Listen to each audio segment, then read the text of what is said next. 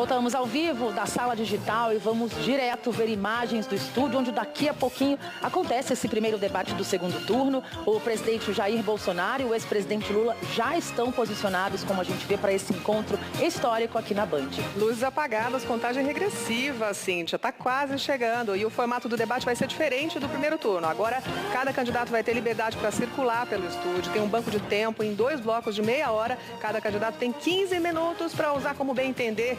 Eles vão controlar o banco de tempo para perguntas, respostas, réplicas, tréplicas, um formato inovador. É isso.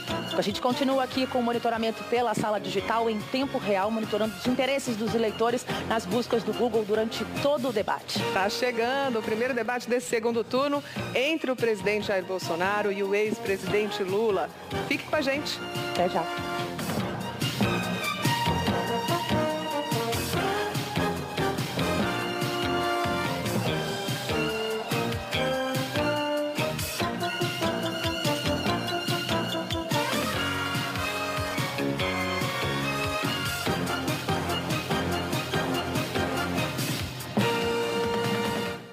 Na Casa da Democracia. Golpe da ditadura, não, senhor. Aqui se não lhe dou a palavra.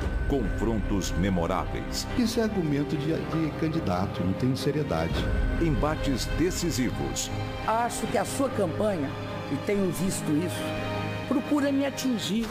Novamente, o Grupo Bandeirantes, TV Band, rádios Band News FM Bandeirantes, Band News TV e canais digitais, junto com a TV Cultura, o jornal Folha de São Paulo, Google, YouTube e Portal UOL.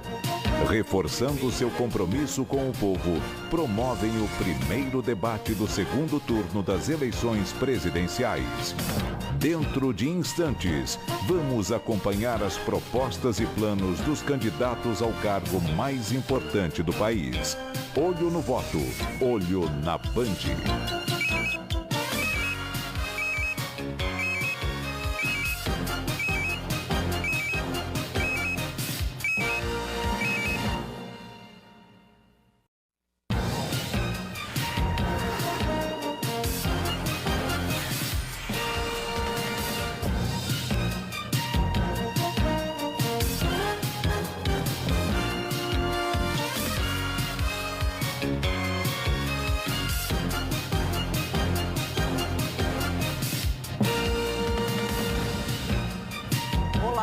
Boa noite a todos. Boa noite. Está no ar a partir de agora o primeiro debate entre os 2 candidatos mais votados para a presidência da República. Assim como aconteceu no primeiro turno, este encontro é promovido por um pool de empresas de comunicação. O Grupo Bandeirantes está ao lado da TV Cultura, do UOL e da Folha de São Paulo. Faltando 2 semanas para o segundo turno, o eleitor terá a oportunidade de acompanhar um debate essencial de ideias e propostas entre os 2 candidatos. Eu gostaria de agradecer, em nome do pool, a presença aqui no estúdio da Band do ex-presidente Luiz Inácio Lula da Silva, do PT, e do presidente Jair Bolsonaro, do PL. Para entender a dinâmica do debate, que será dividido em 3 blocos, vamos acompanhar agora as regras aprovadas pelas 2 campanhas. Cada candidato, por ordem de sorteio, tem 1 minuto e meio para responder a mesma pergunta feita por um dos mediadores. Em seguida, o primeiro confronto direto com um banco de tempo. Os candidatos terão 15 minutos cada um para administrar entre perguntas, respostas, réplicas e tréplicas. No segundo bloco, jornalistas de empresas do pool fazem perguntas. Cada candidato terá 1 minuto e meio para responder. O terceiro bloco começa com uma pergunta feita por um jornalista do pool. 1 minuto e meio de resposta para cada candidato. Na sequência, um novo confronto seguindo as mesmas regras. Cada candidato terá 15 minutos para administrar como achar melhor. Logo depois, também por ordem sorteada previamente, os candidatos terão 1 minuto e meio para as considerações finais. Como foi acertado previamente com as campanhas, nós não temos público aqui neste estúdio. Mas para receber convidados dos partidos e também jornalistas, a Band montou uma sala digital em parceria com o Google e o YouTube. E eu lembro que este debate é transmitido também no Band Play, no band.com.br e no canal Band Jornalismo do YouTube. Bom, então vamos para a primeira pergunta, que é feita para os dois candidatos. Existem dois tipos de despesa do governo. Aquelas que são feitas por ordem constitucional, sem que os senhores possam interferir de forma alguma. E aquelas sobre as quais os senhores podem decidir.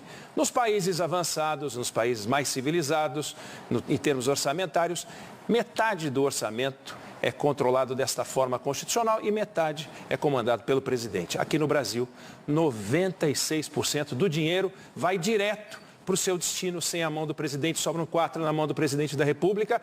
E para fazer novos projetos, novas ideias, novos programas, tem que tirar projeto, tem que tirar ideia, tem que tirar programa. Eu quero saber, para cumprir os projetos e programas que os senhores propõem na campanha, os senhores vão cortar de onde? Dos 4% que comandam ou vão propor mudanças constitucionais para mexer nos outros 96%? Bom, pela ordem sorteada, o primeiro a responder a essa pergunta é Jair Bolsonaro. Boa noite, candidato. O senhor tem 1 minuto e meio, por favor. Boa noite. Por exemplo, a questão do Auxílio Brasil. A origem desse dinheiro virá de uma proposta que já passou na Câmara, visando a reforma tributária e está no Senado Federal. Vamos manter essa despesa extra de forma permanente e vitalícia. Deixo claro, quando nós criamos o Auxílio Brasil, final do ano passado, nós renegociamos o parcelamento dos precatórios e criamos um auxílio emergencial de R$ 400. Nesse momento, toda a bancada do PT votou contra na Câmara dos Deputados, porque eles não têm qualquer preocupação com os mais pobres. Voltando à questão de recursos, não apenas isso, na reforma tributária, bem como o nosso governo estuda, ao se privatizar alguma coisa, uma parte, obviamente, vai para pagar juros da dívida e a outra parte irá para irrigar projetos outros que pode acontecer, porque realmente esse restante de 4% do orçamento é muito pequeno. Mas tudo nós fazemos, como já faremos, como fizemos no passado, dentro da responsabilidade fiscal. Tanto é que em nenhum momento houve qualquer medida do nosso governo que viesse causar um desconforto, um descontrole junto ao mercado, bem como oscilação no dólar. Então fazemos tudo dentro da responsabilidade. Sua vez, candidato Lula, por favor, 1 minuto e meio. Olha, eu vou até me aproximar da Câmara para dizer que o Partido dos Trabalhadores tinha proposto, antes de votar os R$600 mil de auxílio emergencial, quando o presidente então propunha 200. A Câmara votou 500 e ele propôs 600. Depois ele reduziu para 400 e agora mandou os 600 só até dia 31 de dezembro, porque não está na LDO. Na verdade, o que nós fizemos? Nós provamos à sociedade brasileira de que é possível a gente ter capacidade de investimento quando a gente planeja e quando a gente, coloca o dinheiro no lugar certo. Quando nós fizemos o PAC em fevereiro de 2007, nós investimos praticamente 1 trilhão e 4 bilhões de reais durante todo o processo do PAC para construir 13 mil obras que foram entregues e mais 13 mil que ficou para terminar, que algumas estão terminando agora. O dado importante é que se você souber trabalhar, planejar, você vai ter o dinheiro para fazer as coisas e, ao mesmo tempo, nós temos certeza de que o Congresso vai aprovar uma reforma tributária para que a gente possa, com a reforma tributária, taxar menos os mais pobres, os trabalhadores. Por isso é que nós propomos uma isenção até R$5 mil de não pagamento do imposto de renda e cobrar dos mais ricos, que muitas vezes não pagam sobre o lucro, sobre o dividendo. Aí nós vamos ter dinheiro para fazer as políticas que nós fizemos. Nós vamos começar agora a primeira rodada direta entre os candidatos. Cada um terá 15 minutos para usar da forma que achar melhor. Para não prejudicar a compreensão de quem está assistindo a este debate, o ideal é que um sempre aguarde o outro terminar. Se um candidato ainda estiver concluindo o raciocínio, a sua fala não pode ser interrompida pelo adversário. Se acontecer isso, o microfone vai ser desligado. E pela ordem sorteada, quem começa é o candidato Lula. Bom debate aos dois, por favor. Eu até queria começar pedindo desculpa ao telespectador, porque eu não cumprimentei quando eu comecei a falar. Eu quero cumprimentar a direção da Banda, a direção da Folha, a direção da TV Cultura e a direção do UOL por fazer esse pool e permitir que a gente pudesse fazer um debate franco e aberto. Vocês sabem que eu estou candidato na perspectiva de reconstruir esse país. Fazer com que esse país volte à normalidade, que as instituições funcionem corretamente, que o Congresso legisle e não trate do orçamento, que o governo governe e que o Poder Judiciário cumpra com o seu papel. Mas, sobretudo, é preciso trazer o povo mais pobre à cidadania outra vez. Quando eu governei de 2003 a 2010, nós fizemos a maior política de inclusão social que a história desse país conheceu. Nós geramos 22 milhões de empregos, nós aumentamos o salário mínimo, nós fomos o governo que mais fez universidade e escola técnica nesse país. E por isso, eu até gostaria de fazer uma pergunta para o candidato, o meu adversário. Quantas universidades e quantas escolas técnicas o senhor fez como presidente da República? Primeiramente, o senhor Lula confunde auxílio emergencial com Auxílio Brasil. O auxílio emergencial de R$600. E o senhor que fala tanto de pobre, deixar bem claro, durante o ano 2020, quando o povo foi obrigado a ficar em casa, não por decisão desse presidente, mas por decisão de muitos governadores do seu partido, eles iam morrer de fome. E só de auxílio emergencial em 2020, nós gastamos o equivalente a 15 anos de Bolsa Família. E o Bolsa Família pagava muito pouco. Eu tinha vergonha de ver as pessoas mais humildes, em especial do Nordeste, do interior do Nordeste, recebendo, algumas famílias, começando a receber R$42 por mês. O senhor só podia dar algo melhor, como está dizendo agora, por que não deu lá atrás? Por que agora, quando a gente chega e passa para 400, contra a sua bancada do PT, e depois passa para 600, o senhor quer se arvorar de grande benfeitor que vai prometer? O senhor promete o tempo todo. O senhor prometeu levar água para o Nordeste. E agora o senhor está prometendo picanha e cerveja. O senhor não fica vermelho com essas propostas mirabolantes e mentirosas? Creio que para governar o Brasil, tá, nós temos passado. Nós não somos candidatos aqui de primeira viagem. Então o senhor tem seu passado que é lamentável, é triste. Em especial entre os mais humildes, os mais pobres do Brasil. Eu quero falar agora com o pessoal do Nordeste. Quanto era o Bolsa Família? Começava com R$40. Nós triplicamos com o Auxílio Brasil a média do Bolsa Família. Hoje, a dona de casa vai no supermercado e compra realmente algo para levar para casa. No passado, ia com o carrinho vazio. Então, promessas, estamos cheios, e a grande prova de promessas vazias é esta, que o senhor aqui, o seu partido, foi contra a criação do Auxílio Brasil. Eu perguntei quantas universidades você fez. Perguntei quantas escolas técnicas você fez. E você veio falar do Bolsa Família. O nosso programa de inclusão social não era só o Bolsa Família. O nosso programa de inclusão social foi a maior política de distribuição de renda que esse país já conheceu para o pobre.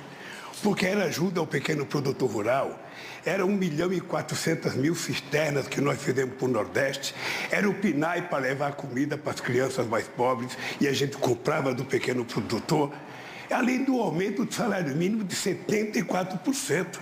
Mas eu queria voltar à pergunta inicial. Quantas universidades e escolas técnicas o seu governo fez? Senhor Lula, durante a pandemia, 2 anos as universidades ficaram fechadas. Não tinha cabimento você abrir a universidade para ficar fechada. Agora, o senhor, junto ao FIES, o senhor ofereceu crédito para milhões de jovens.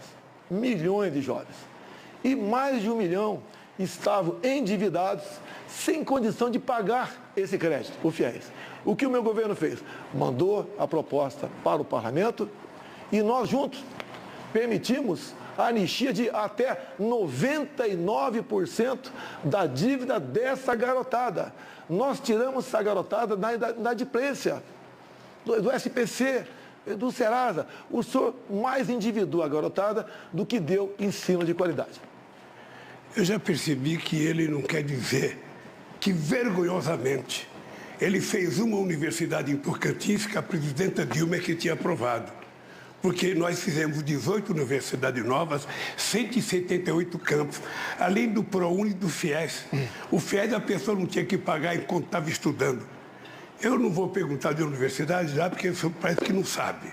Parece que sabe que ele não fez nenhuma. Mas eu vou perguntar de pandemia. O Brasil tem 3% da população mundial. E o Brasil teve 11% das mortes da pandemia no mundo. Por que houve tanta demora para se comprar vacina? O senhor não se sente responsável? O senhor não carrega nas costas um pouco do sofrimento dos brasileiros de ser responsável pelo menos por 400 mil mortes nesse país? Primeiramente, senhor Lula, fala que eu atrasei a vacina em 2020. Não existia vacina à venda em 2020. A primeira vacina no mundo foi aplicada em dezembro de 2020. Em janeiro do ano seguinte, um mês depois, o Brasil começou a vacinar. Nós compramos mais de 500 milhões de doses de vacina. E todos aqueles que quiseram tomar vacina, tomaram. E o Brasil foi um dos países que mais vacinou no mundo e em tempo mais rápido. Então, o senhor se informe antes de fazer acusações levianas e mentirosas, que afinal de contas, se o senhor não mentir, o senhor deixa de ser. Eu não faço acusações mentirosas, são dados científicos. O senhor atrasou a vacina, depois teve um processo, inclusive, de corrupção definido e denunciado pela CPI, e o fato concreto é que a sua negligência fez com que 680 pessoas morressem, quando mais de metade poderia ter sido salva. A verdade é que o senhor não cuidou, debochou, riu, dizia que não tomava vacina, quem tomava vacina virava jacaré, que virava homossexual, que não podia tomar vacina. O senhor gozou das pessoas, imitou as pessoas morrendo afogada por falta de oxigênio em Manaus. Ou seja, não tem na história de nenhum governo do mundo alguém que brincou com a pandemia e com a morte como você brincou. Brincou. É só mostrar na televisão, não vai dizer que é fake news, não, porque você aparece na televisão rindo, imitando pessoas sem ar, você aparece dizendo que quem tomar vacina vai pegar, você virou remédio, você virou vendedor de um remédio que não servia para nada. Você divulgou um remédio que a ciência negou o tempo inteiro. Você não respeitou o Butantan, você não respeitou a Fiocruz, que são laboratórios de excelência nesse país, que poderia ter ajudado. Se tivesse humildade, você poderia ter resolvido parte do problema. Mas, certamente, você não quis resolver, porque você não quis entender o sofrimento do povo. Senhor Lula, tem um vídeo do senhor, o senhor dando graças a Deus que a natureza criou o Covid. Senhor Lula, o que eu fui contra foi o protocolo do senhor Mandetta, que mandava a pessoa infectada ir para casa até sentir falta de ar. E eu fiquei indignado com isso. A vacina, senhor Lula, não é para quem está contaminado. A vacina é para quem ainda não foi contaminado. A questão do tratamento precoce, tendo ou não comprovação científica, porque era algo inédito no mundo todo, tirou-se a autonomia do médico, a tal da receita off-label. Isso que foi castrado no Brasil. A história mostrará quem está com a razão. E isso que o senhor fala de vídeo no YouTube, eu zombando, é só ver as imagens. Exatamente o contrário. Eu falo como a pessoa ir se sentir em casa e depois daquela maneira ir para o hospital. Agora, deixar bem claro, quando se fala em corrupção, corrupção fez o seu partido na Covid. Quando chegou na CPI, a notícia de 50 milhões de reais desviado para o senhor Carlos Gabas, ex-ministro de Dilma Rousseff, que passeava de bicicleta com ela, a CPI do seu amigo Renan Calheiros e Omar Aziz não quis investigar. 50 milhões torrado numa casa de maconha, não chegou nenhum respirador, e daí sim, irmãos nordestinos morreram por falta de ar, por corrupção. do senhor Carlos Gabas, deixar bem claro, em especial o seu governador de Minas Gerais, da Bahia, Rui Costa. Então, o consórcio do Nordeste, o qual o senhor tinha amplo conhecimento e domínio, praticou corrupção e matou, sim, irmãos nordestinos sufocados em hospitais. Mas se você tivesse um mínimo de responsabilidade para cuidar da CPI, você teria primeiro ouvido os governadores. Eles criaram um consórcio, eles tentaram comprar vacina, o Ministério da Saúde não permitiu. E quando o Brasil começou a dar vacina, em janeiro de 2007, São Paulo começou a dar vacina, 57 países já tinham dado vacina. A verdade, Bolsonaro, a verdade é que você colocou o ministro da Saúde que não entendia. O único que parece que entendia um pouco era o Mandetta, que o senhor tirou logo. Depois colocou um outro que não entendia, até chegar no Pazuello. O Pazuello era visível que ele não entendia nada de saúde, era visível que tinha sido montada uma turma lá para comprar vacina. Ou seja, tinha a denúncia de que a CPI provou, e está no processo, eu espero que o procurador vai investigar, de que tinha gente reivindicando $1 por cada dose de vacina vendida. Isso está na CPI, está no relatório da CPI, o Brasil inteiro viu.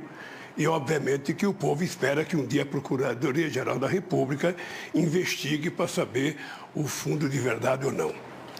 Segundo a CPI, a Covaxin não vendeu nenhuma vacina no Brasil. Então, para de mentir. Não teve corrupção porque não teve vacina no Brasil. Agora, o senhor falou uma coisa importante. Eu poderia ter conversado com os governadores do consórcio do Nordeste. Então, diga uma coisa, senhor Lula. Eu poderia ter acabado com a CPI da Covid rapidamente. Sabe como? Se eu acolhesse uma emenda do senhor Omar Aziz, seu amigo, senador, lá do Amazonas, e do irmão do senador Renan Calheiros, Renildo Calheiros. Porque eles queriam, nessa emenda, a uma medida provisória nossa, que qualquer governador e prefeito, que pese a grande maioria serem honestos, tá, pudessem comprar vacina em qualquer lugar do mundo, sem a certificação da Anvisa e sem licitação. Seria a festa, a roubalheira maior. E quem pagaria a conta? O governo federal. Então não aceitamos a continuidade da roubalheira do consórcio Nordeste, depois de 50 milhões, queria continuar comprando vacina em qualquer lugar do mundo, sem certificação e sem licitação. Uma vergonha se tivesse sido aprovado. Não aceitei ser aprovado e a CPI foi embora e não achou nada sobre mim ou sobre o senhor Pazuello, porque nada nós devemos. Não, a vergonha, na verdade, é você carregar nas costas a morte de 400 pessoas que poderia ter sido evitada se tivesse comprado a vacina no tempo certo, no tempo correto. A ciência fala isso todo dia. O senhor recebeu proposta de vacina muito cedo e não quis comprar porque não acreditava. É visível, o povo brasileiro sabe que você começou não acreditando na pandemia. Era uma gripezinha, era uma coisa que ia matar um ou outro velhinho. Era assim que você tratava a questão da pandemia. O Mandetta foi mandado embora porque o Mandetta dizia que a pandemia era grave, que era preciso cuidar. Mas você não. Você resolveu dizer que era uma gripezinha, brincava de não tomar vacina, colocou em sigilo o seu cartão de vacina para ninguém saber se você tomou ou não tomou. Ou seja, numa atitude que afrontava, sabe, a fé do povo brasileiro, que queria um presidente que cuidasse com carinho, que evitasse a quantidade de mortes que houve. Isso não foi feito pelo presidente Bolsonaro. Em fevereiro de 2020, nós decretamos estado de emergência no Brasil. A TV Globo, com todo o seu conglomerado, com o seu Drauzio Varela, começaram a falar exatamente o contrário. O Brasil é um clima quente, não tenham medo da Covid. E quem falou em gripezinha foi lá. O que eu sempre disse, que as pessoas saudáveis não tinham o que temer no tocante à Covid. Não poderia abusar, obviamente. E nós recomendamos aos mais idosos e os que com morbidade realmente tomassem cuidado. Foi o papel do governo, que em primeiro lugar, talvez, do mundo, decretou estado de emergência, que foi ignorado por aqueles que queriam o carnaval a qualquer preço. Então, senhor Lula, não continue mentindo, pega mal até para a sua idade.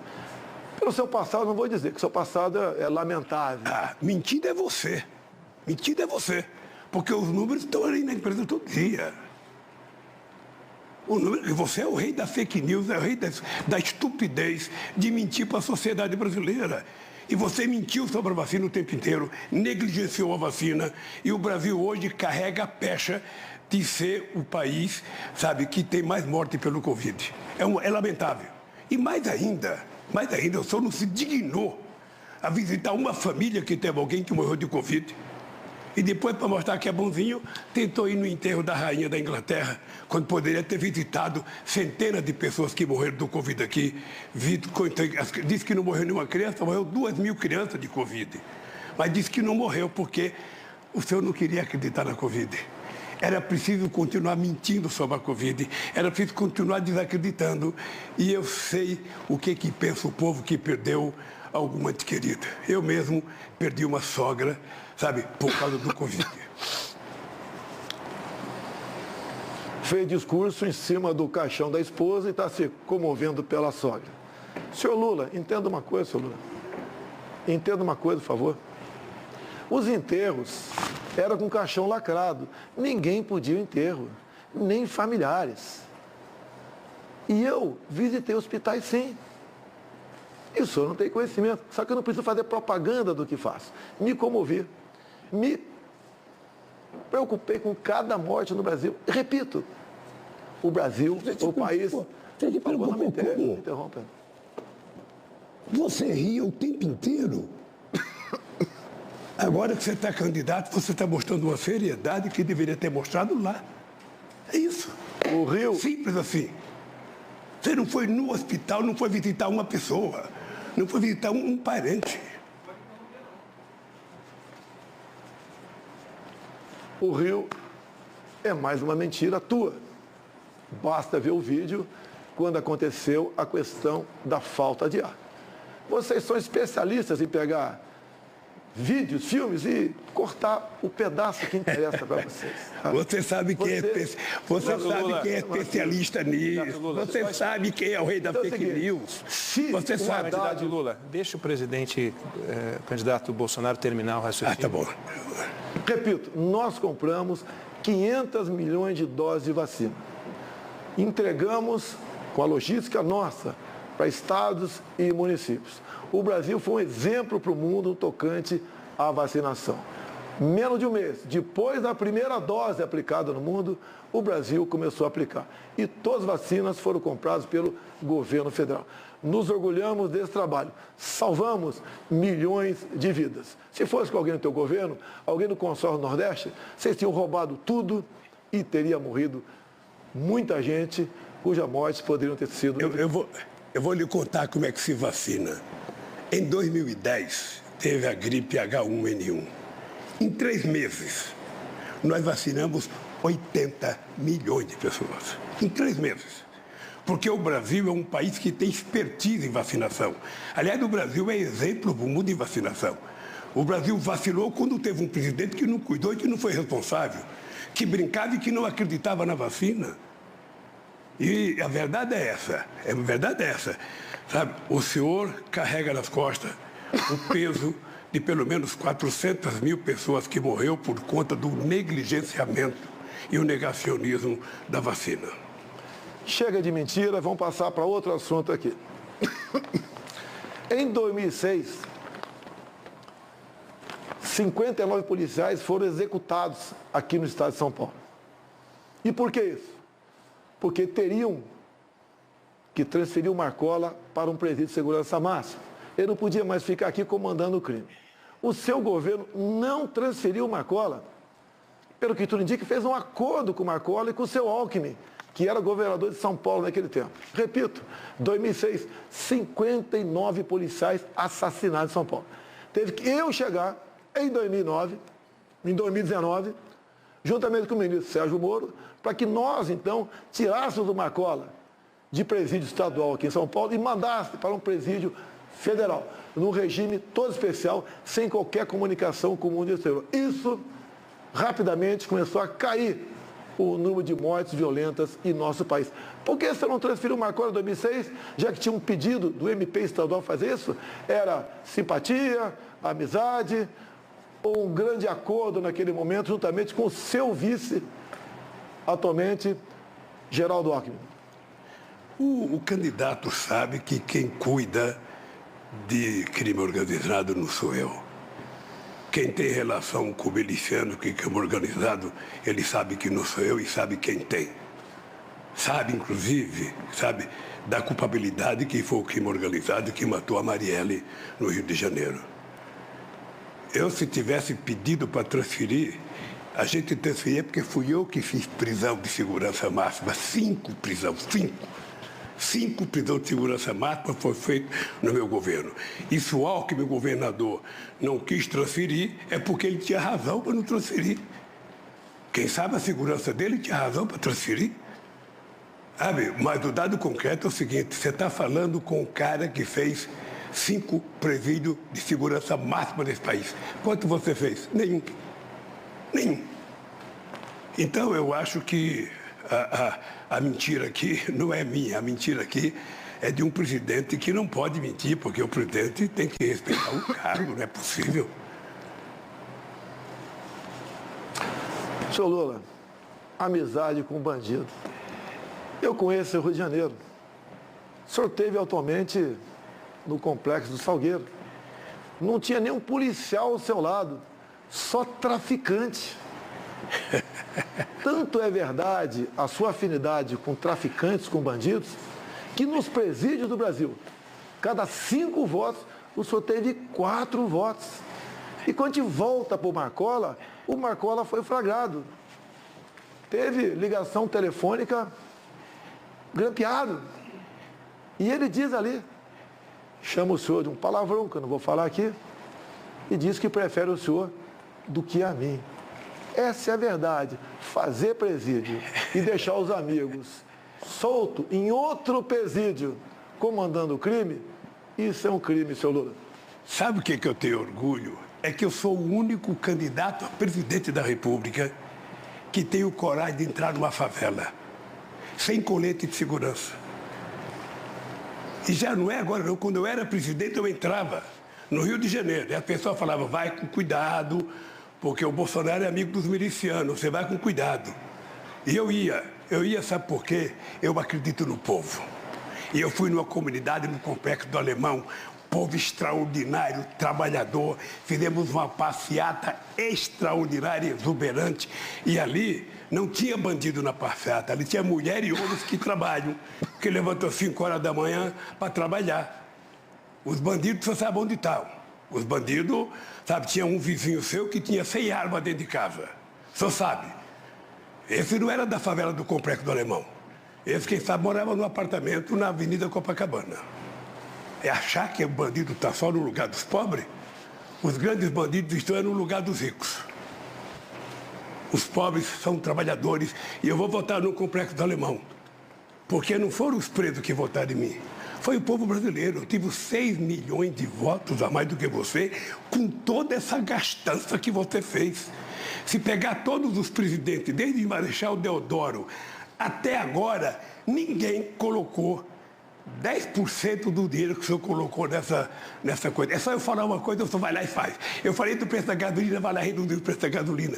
Ele reduziu, vai aumentar outra vez. Não pense que ele disse que não manda na Petrobras, que é o presidente que aumenta. Então, Bolsonaro, se tem um mentiroso aqui, esse mentiroso chama-se Jair Messias Bolsonaro, que tem mentido diariamente ao povo brasileiro. Inclusive, levou água para o Nordeste. Todo mundo sabe que quem fez a transposição do Rio São Francisco foi esse que vos fala, porque eu sou nordestino, já tive a experiência de carregar balde d'água e lata d'água na cabeça. Portanto, não minta. Transposição São Francisco. Era para ter acabado em 2010. No seu governo. Passou para 2012, governo Dilma. Só que o Brasil vivia uma explosão de corrupção. O senhor negou água para os seus irmãos nordestinos. Eu fui lá, o Rogério Marinho, que agora se elegeu senador pelo Rio Grande do Norte. O povo reconheceu o trabalho dele. O senhor fez, na verdade, é uma obra que não chegava a lugar nenhum. Pegamos uma obra parada há quase 10 anos. É pior uma obra parada há quase 10 anos do que começar uma obra. O senhor desviou sim, foi muito dinheiro para a corrupção. Tudo tinha corrupção no seu governo, tudo. O senhor negou água para nordestino. Eu levei água com a transposição e com o Rogério Marinho. E mais ainda, o Exército tem trabalhado muito no Nordeste para cavar poços para essas pessoas que ficaram longe desses córregos enormes que a água do São Francisco. Então, o senhor realmente maltratou. Devia ser prioridade total tua. Prioridade número 1 e não 0. Prioridade número 1. E não fez isso. Negou água para o povo nordestino. O senhor realmente é uma pessoa fantástica em falar em vergonha nacional. Olha, eu vou contar uma coisa. Se tem uma coisa que é cara de pau, é o cara de pau desse cara. Porque eu fiz 88% das obras do São Francisco. Ele fez 3,5%. 3,5%. Da mesma forma que ele fala que fez ferrovia. Da mesma forma que fez o 163. Tudo feito pelo governo do PT. Mais de 80% das obras feitas. E ele vai lá, termina. Quando eu tomei posse em 2003, o Fernando Henrique Cardoso estava fazendo uma ponte lá de Vida Minas com Mato Grosso. Eu fui lá inaugurar e fiz justiça ao Fernando Henrique Cardoso. Disse que era dele.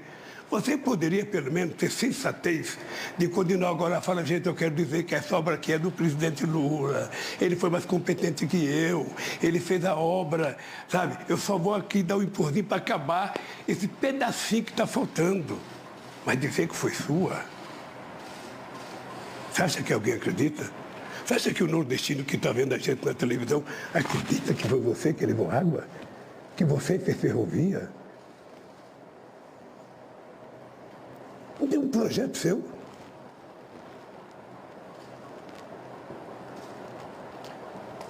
Se o senhor fez 86% das obras no seu governo... 88. Parabéns. 88. Dilma ficou mais meia dúzia de anos. Não terminou os 12 que faltavam. Se o senhor mandava no governo Dilma, quem está mentindo? Por que em 6 anos não concluiu, já que faltava apenas 12%? Quando o senhor fala em BR-163, não inventa. Faltavam 50 quilômetros. Essa BR que passa lá pelo Pará. Quando assumimos, o Tarcísio, em 6 meses, com o Exército Brasileiro, fez essa obra que passou pelo seu governo, por Dilma, 14 anos, e esses 50 quilômetros foi esquecido. Ou seja, não fale em infraestrutura e não fale água para o Nordeste sem ter o mínimo de conhecimento. O senhor se deve se lembrar muito bem, é do desviado em dinheiro e não em água para o Nordeste. O Tarcísio aprendeu trabalhando com a Dilma, porque o Tarcísio foi no PAC com a Dilma que ele aprendeu a fazer essas obras. Porque ele trabalhou com a Dilma, não sei se você sabe. Ele foi do PAC quando a Dilma era presidente da República. O dado concreto do Bolsonaro é o seguinte. O dado concreto é que no nosso governo, a maior política de infraestrutura que esse país já conheceu. Maior. Talvez eu tenha perdido do Geisel quando ele fez o Proálcool nos anos 75. Porque nós fizemos a maior quantidade de obras de infraestrutura que esse país já conheceu. Geramos muito emprego, mas muito emprego de carteira profissional assinada, coisa que Vossa Excelência não faz. O senhor fala muito. Na verdade, nada fez.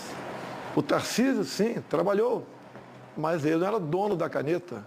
Ele não era dono do recurso, fez o possível. E quando foi trabalhar comigo, ele sentiu-se como a pessoa mais útil do mundo. E o que foi verdade. Concluiu obras por todo o Brasil.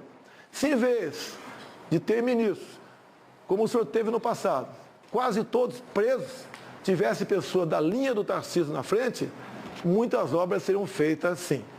Então, a grande verdade, o senhor não fez nada pelo Brasil, a não ser transpor dinheiro público para o seu bolso e dos seus amigos. Olha, ainda bem que você está assistindo, e eu quero até parabenizar a Bandeirante, porque o horário do debate é nobre, 8 horas. Porque um cidadão tem a cara de pau e a disfarçatez que tem, o presidente, de dizer que nós não fizemos nada para o país. Ele era deputado. Ele nunca fez um discurso contra o governo Lula. Nunca fez um discurso. Procurei nos anais do Congresso Nacional. Esse cara tem raiva do Lula, ele ter feito um discurso contra o Lula. Não. Não, ele não fez, sabe por quê? Porque, no fundo, ele sabe que eu fui o presidente que mais investi nesse país, e mais ainda, foi o que mais cuidei das Forças Armadas. A aeronáutica não tinha avião, a marinha não tinha navio, o exército não tinha nem coturno. E eu dei. Na verdade, as Forças Armadas não tinha ministro. Você botou gente incompetente na frente do Ministério da Defesa. Gente não tinha qualquer conhecimento de nada. Uma vergonha na frente. Agora, falar que eu não fiz nenhum discurso contra você, Lula, 8 anos de governo, eu não vou nem rebater isso aí. Pelo menos 2 por semana eu fazia, mostrando as mentiras e as inverdades e a corrupção do seu governo. Obrigado, candidatos. Você está acompanhando o primeiro debate entre os candidatos à presidência da República no segundo turno, realizado por um pool que reúne o Grupo Bandeirantes, o jornal Folha de São Paulo, a TV Cultura e o UOL. Logo após o intervalo, é a vez de jornalistas fazerem as perguntas aos candidatos. Olho no voto, eleições 2022.